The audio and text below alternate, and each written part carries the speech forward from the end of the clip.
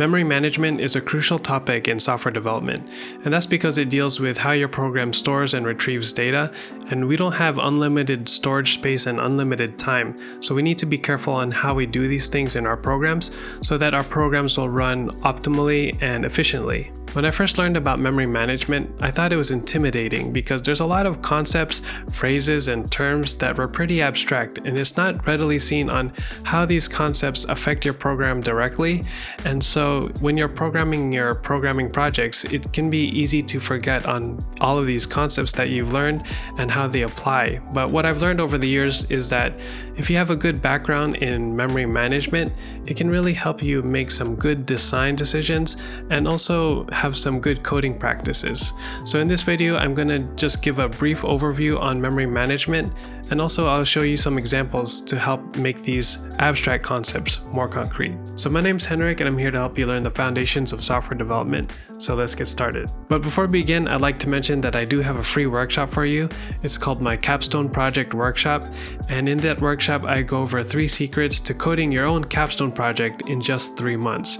Now, why did I create this workshop? The most common goal that I get from people who apply to my one-on-one programming mentorship program is to, quote, be more proficient at creating projects. You and I both know that learning how to code is more than just memorizing code syntax. It's about applying your coding skills to real-world projects that make you feel confident and capable. So if this sounds like you can download this workshop in the link in the description. And if you download it and watch it and pay attention to what it says, then you'll definitely build a good foundation to your software development journey. Alright, so what is memory management? Simply put, memory management is the process of allocating and freeing up memory for data in your program. So when your program is running, you need to tell the compiler how much data you want to store. And then when you're done using that data, you need to tell the compiler that you're done using that data. And so in other words, you need to free up that data. And there's also a component in memory management where you need to keep track of where your data is located in memory. And that way you can store your data in the right memory locations and then free up data as well from those memory locations. And so I like to use the analogy of real estate. So in real estate, you have all this land out there, and then you want to build a house. So first you need to claim some land, and then you want to claim that land so that no one else can claim that land and build their houses on that land. And so you claim some land, and then you build your house there, you do some stuff there in that land. And then when you're done with it, you take out your data or you take out your house, and then you free up that space and say that this land is now available for other people to use. And so when you do this, you make sure that other programs are not using your memory when you're using it. And then you also free it up so that other programs can use that memory when you're not using it. So there are 2 key ideas here when it comes to memory management. There's allocation, which is just assigning memory to your variables and data structures.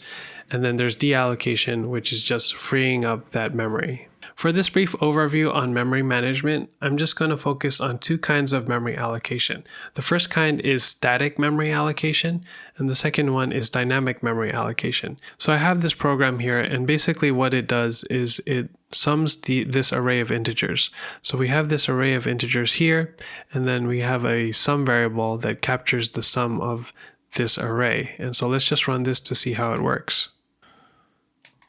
All right, there you go. So sum of array is 15. So in this example here, what I'm showcasing is static memory allocation.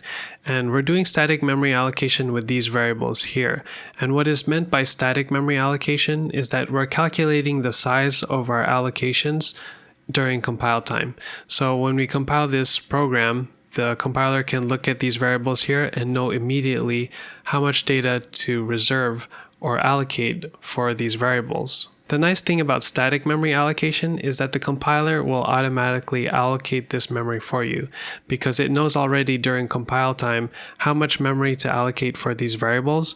So when we enter the main function, the compiler will automatically allocate this memory in stack memory, and then when it exits the program, the compiler will free up that memory automatically for you. And stack memory is important because it's a fast, efficient, and safe kind of memory.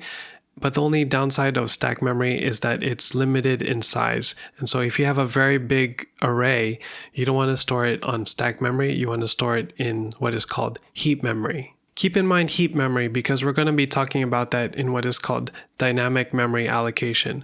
But before we talk about dynamic memory allocation, I want to pose to you this question.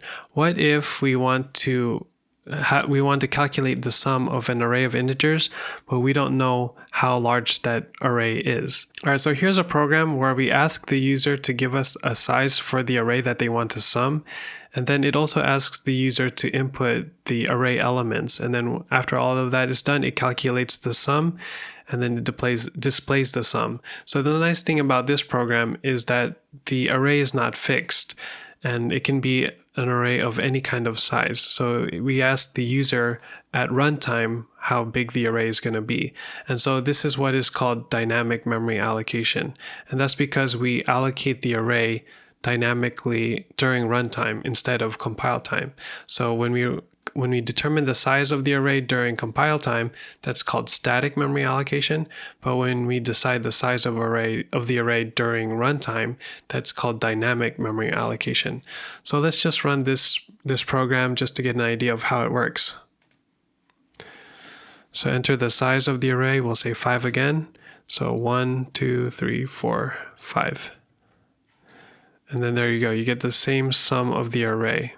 Let's run it again with a different size. 3, and then 1, 5, 3. And then the sum of the array is 9. So there you go. So now we have more flexibility in this program.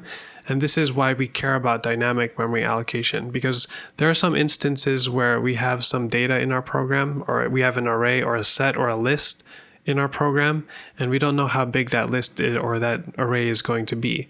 And so in those cases, we need to use what is called dynamic memory allocation. So I'm just going to go through this program. So we have an int array size here. This just holds the size of the array, and this is statically allocated. And then we ask the user to enter the size of the array. The user enters the size into array size. And then here we allocate memory for the array. So we have an array here called array. And then we use this function called malloc for memory allocation.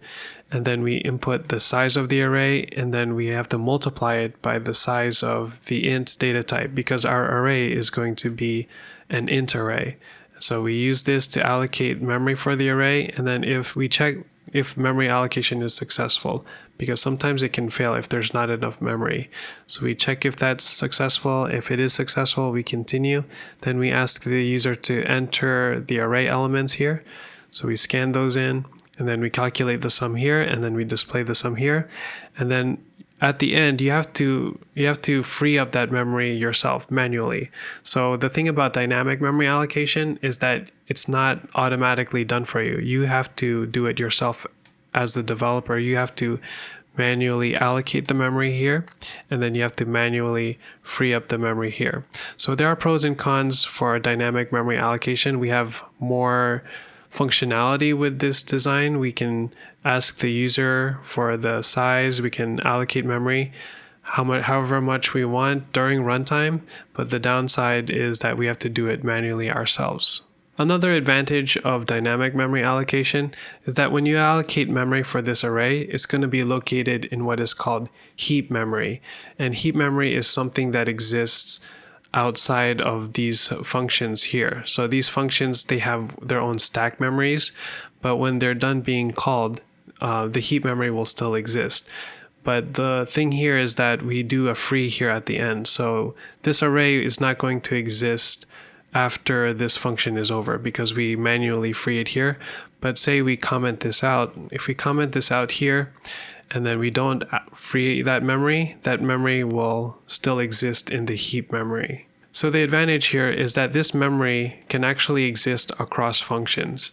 But this can also be a disadvantage, because if you don't manage your memory carefully, then you can have what is called a memory leak. And a memory leak is just when you start to lose memory over time because you never free up any of your memory. You just keep using memory, you just keep allocating memory, and then you allocate, and then you start to lose memory available for your program. I really like this analogy for memory leaks. Think of a bucket, and every time you allocate memory, it's like you're putting water in that bucket. And then every time you free up memory, you're releasing that water in your bucket. So if you never free that water from your bucket is not going to have as much space to put water in the future. And over time, you might have so much water in your bucket that you can no longer put more water in your bucket. Another thing to note about dynamic memory allocation is that when you put this in your heap memory is not as fast as your static memory. So that's another thing to keep in mind. If you want to speed up your program, you want to start thinking of how you can put more of your data in your stack memory. But of course, if you don't have enough space in your stack memory, you have to put the larger data in your heap memory. And so there's advantages and disadvantages for each kind of memory, for the stack memory and for the heap memory. And this is why it's really important to have this basic knowledge and understanding of memory management, because this is how you're going to make a difference in the performance of your programs. Another thing I'd like to point out is fragmentation. And fragmentation is just when you have unused memory gaps in your memory due to poor memory management. And so that's another thing to keep in mind as you're allocating and you're deallocating memory. If you're not doing it correctly, or if you're allocating too much memory that you don't need, then this can lead to fragmentation. And if you have fragmentation and if you have memory leaks in your program, this can lead to poor performance and it can lead to your program slowing down over time. All right, so I showed you this example in C, but what if you don't code in C? What if you code in Python, Java, JavaScript, or some other higher level programming language? The nice thing about those programming languages is that they take care of the memory management for you. So they do the static memory allocation and the dynamic memory allocation for you. And then they also have garbage collectors to clean up the memory for you. And so that's what's nice about those programming languages. But you do still need to care about memory management because references to variables are still a thing in those programming languages. And there are ways in which you can deal with these references in such a way that the garbage collectors cannot free up memory correctly. And so this is why you need to have a basic understanding of memory management. So memory management is important not just for C programmers, but for all software developers in any kind of programming language. And this is actually why I recommend that programmers learn C. And every programmer should learn C because it gives you this foundational understanding of memory management. You start to be able to allocate memory manually through the malloc function and then free up that memory. And then you have to keep track of how you're using memory in C. And it's less forgiving in C on how you use your memory. And you can readily see the ramifications of poor memory management in C. And so if you get better, if you're good at coding in C and you have good memory management, when you start to learn the other programming languages, you can pick those up really easily and you can make sure that you write clean code and have good coding practices. And this was my experience. I learned C first before these higher level programming languages. So I had a basic understanding of memory management. I understood references and I understood pointers and static memory allocation, dynamic memory allocation. And because of this background, I was able to pick up easily these higher level programming languages. And I was able to carry good coding habits because I understood how computers worked under the hood. And so this is why I recommend that you should learn C first before these other higher level programming languages. All right, there you go. Here's a basic overview of memory management. And memory management is just the process of allocating memory for data in your program and then freeing up that memory when you're no longer using it. And I talked about static memory allocation, dynamic memory allocation, stack memory, and heap memory. And I gave you some examples on how these are shown in the programming language C. Like I mentioned earlier, I have a free workshop for you, my Capstone project workshop. And in that workshop, I go over 3 secrets to coding your own Capstone project in just 3 months. So if you want to become more proficient at creating your own projects, you want to move on from these tutorials and create your own projects, then be sure to check the link in the description and watch my coding workshop today. Alright, that's it for this week's video. I hope it really helped you out. And if it did help you out, please like, share, and subscribe to the channel. And leave a comment down below what are some big takeaways you got about memory management. And if you have any other questions, feel free to let me know in the comments section and I'll be sure to answer you there. And I'll see you in the next one. Peace.